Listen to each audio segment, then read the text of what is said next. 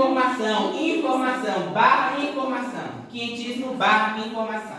Tá? Depois eu vou colocar também um resumo lá no grupo de estudos. Próxima escola literária, Barroco. Barroco, tá aqui no quadro. O Barroco vem depois do quinhentismo, que aí aqui já tem produção literária, que nós temos dois grandes autores, Gregório de Matos e Padre Antônio Vieira. Essa daqui é recorde de Enem de vestibular.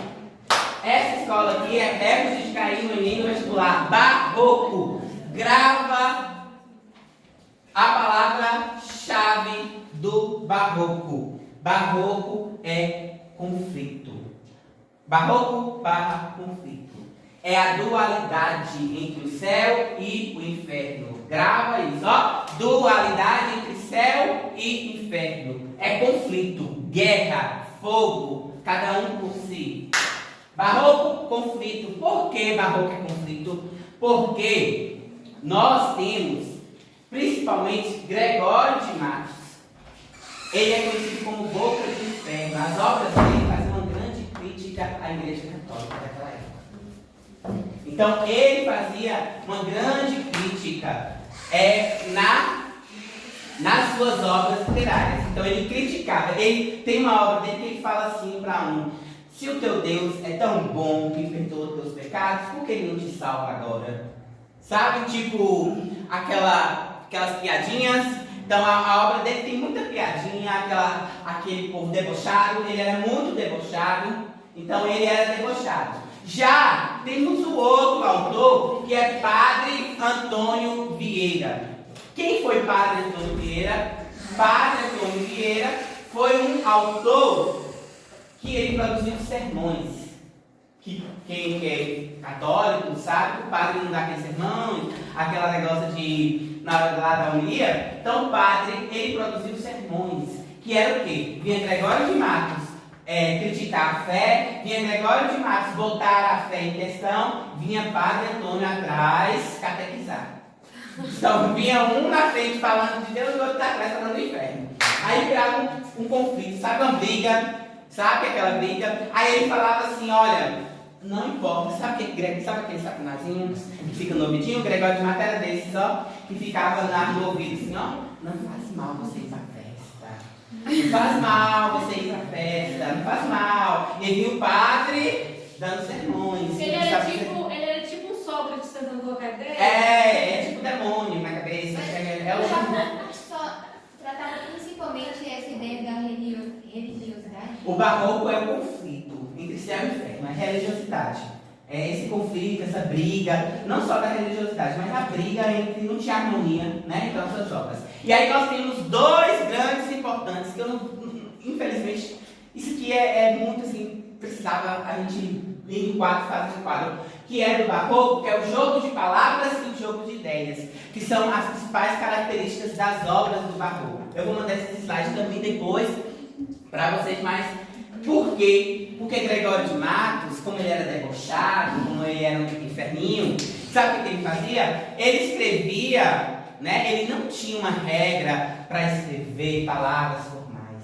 Ele não tinha aquela formalidade na escrita.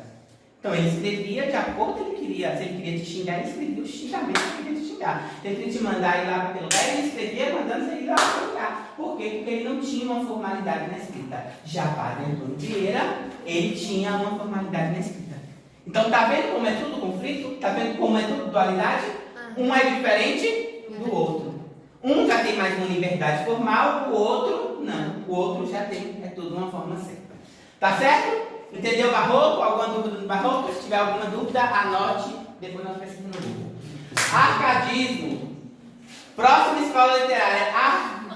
Arcadismo. Essa escola literária aqui, ela surgiu onde? Ela surgiu, e lembrando que o barroco ele surgiu na Bahia também. O barroco ele surgiu na Bahia. Só um detalhe.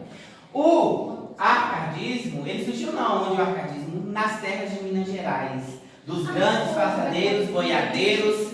Quem produziu aqui o arcadismo, quem começou, foram os grandes fazendeiros e boiadeiros de Minas Gerais. Por quê? O que valorizava? Ele valorizava a simplicidade. cidade, falando que a vida do campo, a vida camponesa, era melhor que a vida urbana, era melhor do que a vida na cidade. Então aqui eles valorizavam muito a questão da natureza, sabe? A questão da vida no campo, do pasto, do homem do campo. Então aqui o arcadismo valorizava muito isso, né? Mas não era uma literatura do homem do campo, daquele produtorzinho pequeno ali, não. Era daqueles grandes proprietários, sabe? Porque a literatura até essa época era uma literatura elite, da elite. Era uma literatura dos que tinham poder, tá? Então o arcadismo coloca ele, ó, simplicidade e valorização da natureza. São dois aspectos muito importantes do arcadismo, que nós temos dois autores, Cláudio Manuel Costa e Tomás Antônio Gonzaga. Arcadismo produziu o que, Vitor? Produziu poemas. Tá? Textos em poemas. Antes de eu prosseguir, eu gostaria de tirar uma dúvida que eu tenho, se vocês sabem. Vocês sabem o que é um romance? Se eu perguntar assim, no romance, vocês sabem o que é romance? Romance na literatura significa o quê? Uma história. História de quê? Errada. Vocês não é literatura? Romance, gênero literário, é uma coisa. Romance é um texto em prosa, é um livro. O Enem não vai falar para você no livro de Machado de Assis. Ele vai falar no romance de Machado de Assis, no romance de Graciliano Ramos, no romance de Jorge Amado. Porque romance é um texto em prosa. O que é um texto em prosa? É nesse que os caras se matam por causa das mulheres ou não? O que é um texto em prosa? O que é prosa? Conversa? Verso é o quê? Verso é o quê? Um texto escrito. É livro. Os três linhas. Verso é poema, né? Então, poema e prosa, romance, tá? Romance é um texto em prosa que é em parágrafos, tá? Tem um parágrafo, termina um parágrafo e começa outro parágrafo, tá? É só para tirar essa dúvida, porque no Enem cobra muito, tem aluno que chega lá sem saber de nada, igual quando eu fui fazer o Enem. Cheguei nem saber fazer nem meu. Já chega lá, você dando uns livrinhos de romance. Mas bora lá! Bora lá! Romantismo! Parou tudo no arcadismo, acabou a ideia de... Agora nós vamos começar aqui quando o Brasil vira república. Dependendo, lá não sei da onde, né? O Brasil agora, Dom Pedro chegou no Brasil, né? E acabou com a bagunça toda. E aí agora aqui vamos começar o quê? O romantismo. Qual é um grande autor do romantismo? Castro Alves, Fagundes Valé. Tem um que vocês confundem, que é do romantismo. Vocês, que eu falo assim, os alunos muitas vezes confundem, que é do romantismo. Um dos grandes autores, Machado de Assis. Ele não é do romantismo, tá? Machado de Assis, ele não é do romantismo, tá? Ele começou no final do romantismo, mas ele não é do romantismo, considerado um autor do romantismo. O que é romantismo? O romantismo traz o quê? Calma aí que a gente vai descobrir. Romantismo eu vou falar do romantismo daqui a pouco, tá? Romantismo eu vou falar para vocês. Romantismo nós dividimos em 3 gerações, tá? Então é complicado falar de romantismo. Ó, a primeira geração do romantismo, bora falar logo, né? Já que é para falar, bora falar logo. A primeira geração do romantismo é a geração a geração nacionalista, a geração indianista, que considera o índio como herói, o índio como ser forte, o índio como algo assim, que combateu todo mundo, porque o romantismo não estava nem aí para a verdade. Olha outra coisa, informação importante: romantismo não tem importância com a verdade. Então, as obras do romantismo não dá para você acreditar que aquilo aconteceu. Você não vai saber se o autor estava inventando, se ele teve um sonho, se foi uma ideia da cabeça dele. Vocês não sabem. Então, romantismo é o que? Não tem compromisso com a verdade, tá? Então, a primeira é a idealização, coloque a idealização do índio, da mulher. A mulher tem no romantismo, sabe aquela santa que não tem pecado nenhum, aquela mulher perfeita que não tem uma espinha, uma sarna, aquele ser iluminado, não, que você não seja, viu? Mas lá daquela época, sabe? Aquele ser que endeusava a mulher como uma deusa, sem pecado e sem defeitos, tá? Então aqui no romantismo. A segunda geração é a geração dos depressivos, dos pacientes do CAPS. A segunda geração é a geração ultra-romântica. Qual geração? A segunda é aquela geração... Ela morria de amor. É a que morria de amor, ou morria querendo morrer mesmo, né? Só que a segunda geração, mal do século. Porque é a ultra-romântica, a geração ultra-romântica, tá? Então a primeira, indianista, nacionalista, a segunda, ultra-romântica, e aí já vem a terceira geração. Aí quando chega na terceira geração, a gente tem a terceira geração candoeira. O que quer dizer isso? É uma geração que vai abandonando tudo e já começa a tratar temas sociais. Aí vem Castro Alves, né? Um grande defensor dos escravos, só que não. Ele é igual aquele lá, ó, eu não sou racista porque meu amigo é negro, sabe? Eu sou defensor dos escravos, eu falo bem dos escravos, mas eu não luto por eles. Eu só estou tentando puxar uma média. Mas ele escreveu as obras, mas na prática, ele não tinha nada de bom moço.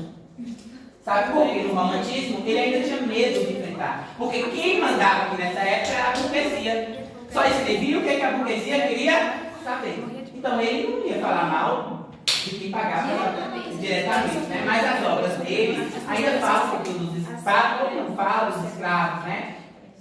Mas ele não era esse defensor todo dos escravos, não, tá? Ele não era esse bom moço, não. Tá? E depois nós vamos para a próxima, que é o realismo. E realismo fala de quê?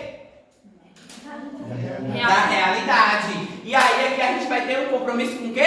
Com a realidade. O realismo é a fotografia da realidade. Sabe o que as obras do realismo fazem? É como se eu tirasse uma foto aqui e colocasse uma obra literária. É tudo o que acontece na realidade.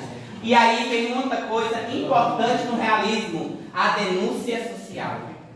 Ele vem denunciar as mazelas da sociedade daquela época. Aquelas pessoas que viviam em cortiços. Você já viu aquela obra, O Cortiço? Todo mundo sabe o que é um cortiço? Não sabe o que é um cortiço? É como, hoje em dia mudou o nome. Desculpe falar, mas hoje em dia tem uns programas do governo, né, que fazem Minha Casa Minha Vida e faz as casas. Antigamente não tinha. As pessoas que... O cortiço foi quando as pessoas libertaram os escravos, né, entre aspas, só que não deram casas, não deram condições. Essas pessoas se juntaram em um local só.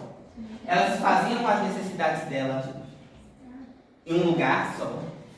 Elas lavavam roupa em comum, não tinha condições, não tinha saúde, não tinha direito a nada. Vivia, era como se eu pegasse todo mundo aqui, ó. Todo mundo aqui é sem terra, sem casa. E aí vamos viver todo mundo aqui. Eu te dou um quartinho, só que um banheiro aqui para tomar banho. Banheiro entre aspas, então um lugar aqui para vocês tomar banho. Todo mundo vai tomar banho nesse mesmo local.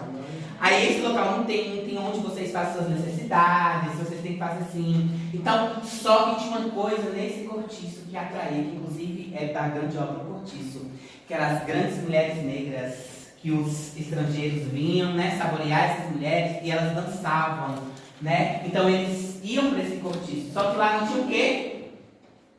Não tinha saúde pública. Lá não tinha, eles não tinham direito a nada.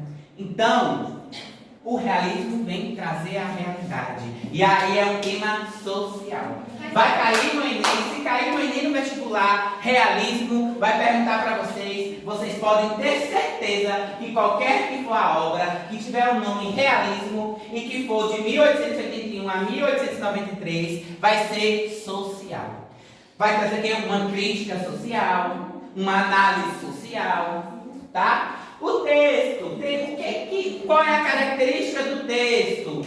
Uma das características do texto é uma crítica social, tal. São essas as perguntas que geralmente traz no Enem. E o Enem, ele gosta de pegar aqui, ó, uma obra do realismo, um acontecimento atual, misturar tudo e fazer um chocalho na cabeça de vocês para vocês encontrar a resposta. Né? Porque o Enem, eu não sei o que tem na cabeça, que é quem elabora aquela prova não tem Deus no coração. Já é intenção para ano passado. Hã? Já é intenção para ano Já passado. na verdade, o Enem, eu não vou entrar em mérito aqui, né? Mas o Enem ele não surgiu como uma porta de entrada no ensino superior. O Enem era para avaliar se a educação que vocês tinham no ensino médio era boa, né? Se vocês estavam aprendendo ou não. Mas o Enem se tornou uma porta na universidade. Infelizmente, não estou desmerecendo a escola pública e nem os professores, porque eu trabalho na educação pública, né? Mas infelizmente a nossa educação pública não é a mesma. Infelizmente vocês não têm a mesma oportunidade que outras pessoas têm. Estou mentindo? Não. Vocês têm a mesma oportunidade. Bora ser bem sincero, vocês têm a mesma oportunidade de fazer um cursinho pré-vestibular presencial, igual os alunos de Belo Campo têm, da Mata Cipó, que tem um ônibus todo dia para levar? Não. Nem se vocês fizessem um exemplo para retornar para casa, não tinha condição. Tem muita gente que mora bem longe de Belo Campo para ir todo dia à noite para Belo Campo. Então, as condições são diferentes. E é por isso que eu falo, você não pode se cobrar igual o outro. Tá? Mas a gente, dentro das nossas possibilidades, a gente vai fazer o possível para vencer o sistema. Né? E aí o realismo vem mostrar isso. O realismo vem falar dessas diferenças. Tá? E o naturalismo também. O realismo e o naturalismo são as duas escolas literárias que têm a mesma ideia e a mesma linha de pensamento. Tá certo? Tem que olhar até a hora, eu não sei nem a hora, né? Quando eu começo a falar, só eu Vixe, Parnasianismo. Parnasianismo é uma escola literária dos chatos, daquelas pessoas chatas, daquelas insuportáveis, sabe? Daquela que você não gosta nem de ver na sua frente, daquela que tem, não sei, na sala sua tem, porque na minha sala tinha uma que queria ser boa demais, queria saber de tudo. Não sei na sala sua se tem, mas na minha sala quando eu estudava tinha. É o parnasianismo, é aqueles que querem saber de tudo. Os textos deles tinham que ser perfeitos, os caras tinham que ser, ó, pra caralho. Por quê? Porque não podia ter um erro ortográfico. Eles tinham uma forma de fazer os textos que dava gosto na estrutura de ver. Então eles valorizavam a estrutura do texto. Eles valorizavam a forma do texto. Então, parnasianismo barra estética. Pode colocar assim, forma poética e estética. Parnasianismo barra forma estética e poética. Eles valorizavam muito isso. E a gente tem 3 grandes autores, que é considerado a trindade do parnasianismo, que é Olavo, Raimundo Corrêa e Alberto de Oliveira. São os 3 principais autores do movimento do parnasianismo. A gente não vai estudar ainda. Vocês vão estudar ainda? Vocês estão no ensino médio? As outras não vai estudar, essa daí ainda não. Pode ser. É, Simbolismo. Outra escola literária que também ele não vem com a valorização da forma, que só produziu poemas, tá? O simbolismo só produziu poemas, só questões poéticas, tá? Então ele valorizava a musicalidade. Então os textos que produziam aqui no simbolismo eram textos para harpa naquela época, utilizava muito harpa. Não sei se vocês sabiam o que é uma harpa, um instrumento. Vocês sabiam, né? Instrumento da harpa. Então eles produziam esses poemas a fim de colocar as notas musicais na harpa para tocar esses poemas, enfim, tá certo? Mas não cai muito no simbolismo, não. Aí agora aqui já entra um dos temas que é mais cobrado no Enem, que cai no Enem todo ano, que é modernismo, pré-modernismo, que é aquelas coisas todas lá das vanguardas europeias, que se eu fosse você, eu estudava vanguardas europeias, que é o que mais cai no Enem. Pré-modernismo, o que é o pré-modernismo? A gente tem aqui no pré-modernismo um grande autor que todo mundo acha que conhece. No pré-modernismo, todo mundo acha que conhece esse autor. Que ele produziu uma das obras infantis. Do Sítio do Pica-Pau O Amarelo. Sítio do Pica-Pau Amarelo. Todo mundo conhece o Sítio do Pica-Pau Amarelo, né? Que é Monteiro Lobato. É um autor lindo, maravilhoso, mentira. Ele foi um dos grandes autores aqui do pré-modernismo, né? Então aqui também, eles têm uma crítica social, preste atenção. Sai daqui do simbolismo e bora para aqui pro modernismo. Mas antes de eu entrar no modernismo, tem o pré-modernismo, que faz essa neutralização, tá? Aí aqui a gente é marcado pela crítica social e pela experimentação formal, tá? Aqui também vem a forma, e volta a buscar lá no parnasianismo daquele povo chato, né? Para fazer um texto bonito, umas obras bonitas, tá? Então, aqui no pré-modernismo. E aí, a gente vem aqui uma coisa muito séria que cai no Enem no vestibular, que é as vanguardas europeias. Isso daqui é recorde. Quem já fez Enem, já caiu? Caiu não? Acho que caiu. Caiu não? Pode ter certeza que deve ter caído alguma coisa lá de Picasso, algum triângulo lá, não tem forma geométrica, porque lá para vocês decifrar aquela obra, cai muito, cai muito. Teve um ano na vida. Se alguém me cobrar, eu posso mandar um módulo só de questão do Enem. Nós dois aqui. Quem está no grupo tá em de estudar, manda a Fabiana me cobrar. Cobra lá que eu tenho um módulo só de questões do Enem. Eu mando para vocês via PDF. Eu vou ver, eu não prometo. Eu vou ver se eu consigo alguns módulos para mim emprestar para vocês. Os alunos do ano passado que já passaram no vestibular, eu vou recolher e vou para vocês responderem em casa, tá? Vou fazer esse compromisso aqui. Aí eu mando por Fabiana ou alguém que vai entregar aqui na escola para vocês. A gente tem 5, futurismo, cubismo, surrealismo, expressionismo e dadaísmo. Eu não vou falar aqui agora, por quê? Porque precisa mostrar para vocês, né? Porque ele é muito na imagem. Mas fica aí um conteúdo para vocês estudarem, como a Alex, dica de estudo para casa. Vocês terceiro ano já estudaram? Mas não custa revisar, viu? A unidade passada, pois é, quem não estudou, fazer a revisão. E aí, nós temos aqui, nós temos o modernismo, que eu não vou entrar aqui agora em detalhe. Depois, eu vou fazer uma aula para vocês de modernismo, tá? Online, provavelmente, né? Escureceu mesmo, não vou terminar já.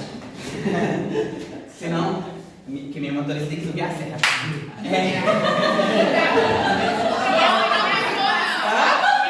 E ela não tá muito boa no volante, minha motorista tem que subir a serra.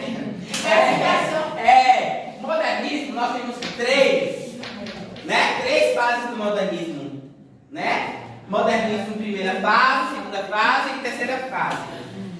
Depois eu vou fazer uma aula para vocês de modernismo. Vamos aqui o que interessa também. E aí, já estou terminando, tá, gente? Eu sei que tá chato, tá vamos vir depois do almoço, eu não sei, mas bora lá. Aqui a gente já está chegando. Já falei das escolas literárias. As escolas literárias são só essas. Só essas. Basta! Deixa eu falar para vocês, eu já falei. Se vocês saírem daqui e falar que o professor falou que vocês não precisam estudar, eu desminto vocês. Pior que está sendo gravado ali, né?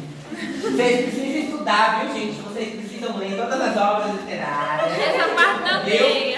Pode ler tudo. Gente, é só pegar o resumo nessa altura do campeonato de cada obra literária, tá? E fazer o resumo. Quem sabe fazer, eu acho que vocês sabem fazer, é o... como fala? O mapa mental. O mapa mental. Pega elas e faz assim, no caderno de vocês mesmos. Não adianta vocês já, não, porque quem quer passar no Enem no vestibular são vocês. Eu já estou com meu diploma lá em casa, inclusive estou chegando no segundo. Já diploma, não é exibir não, mas quem quer o diploma é vocês. Eu não posso ir lá responder a prova para vocês. Então, porque de bem que fala, né? Se o conselho fosse bom, não dava, mentia. Mas eu estou dando um conselho para vocês. Vocês que estudam de manhã, eu sei que muitos vai fazer. De noite, separa meia hora, faz esse mapa mental, pega as escolas literárias e vai fazendo um mapa mental, tá? E aí, para finalizar, o que eu vou ensinar para vocês agora é responder as questões do vestibular de literatura. Aqui, bora lá, presta atenção aqui na dica. Enem, ó, quem elabora a prova do Enem, já vai? Calma aí, estou finalizando. Ó, quem elabora a prova do Enem, só falta 2 slides.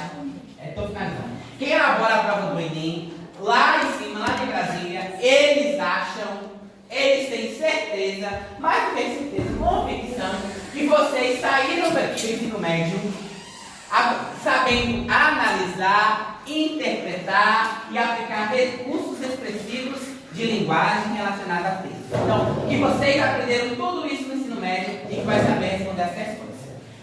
Essas competências, ó, são as competências que eles vão cobrar na prova do Enem. E aí eu quero que vocês, só essa diferença aqui, ó, que vocês aprendam o último slide, que vocês cravem na cabeça de vocês, que existe uma diferença, quem aqui já estudou na escola, a diferença entre compreensão e interpretação de texto. É diferente compreender e interpretar um texto. O Enem você precisa saber a diferença. Por quê? Porque compreensão é do que está escrito no texto. A resposta está no texto. Então, se a questão vem pedindo compreensão, a resposta vai estar no texto. As informações também estão lá. Agora, se for interpretação de texto, a resposta não está no texto. É aquilo que depois que você leu o texto, que você conseguiu interpretar daquele texto. Aí, vamos lá como que vem perguntando. Ó, presta atenção, como eu sei o que é interpretação, o que é compreensão, eu preciso gravar isso aqui, ó. Vocês precisam gravar, eu não, né, que eu não vou fazer a prova. Vocês precisam gravar isso aqui, ó. No texto, o autor afirma que, o texto mostra que, segundo o texto, segundo o autor. Se vir isso aqui, a resposta está lá no texto, nítida e clara. Pode procurar que está lá no texto. A resposta da questão, estou finalizando já, no texto. Interpretação, infere-se do texto, depreende-se do texto. O texto permite deduzir que, qual a intenção do autor, conclui-se do texto que, se vir essa, lá no enunciado da questão, vocês não vão encontrar a resposta no texto. É o que vocês entenderam no texto e que vocês conseguem compreender com a análise de mundo de vocês. Grave isso aqui, eu vou mandar o slide depois lá no grupo, vou mandar material para vocês, não sei quanto, porque fazendo puxa minha orelha, mas é porque realmente tentar, mas eu vou mandar, estude, que vocês passam de ano. Não vou responder a questão, porque já está tarde, já está saindo, e alguém falou que escureceu, tem medo do escuro, e me mandou isso é ótimo, né? Aí eu tenho que ir mais cedo, mas é obrigado por tudo, e até o próximo, né, que a gente vai fazer, tá?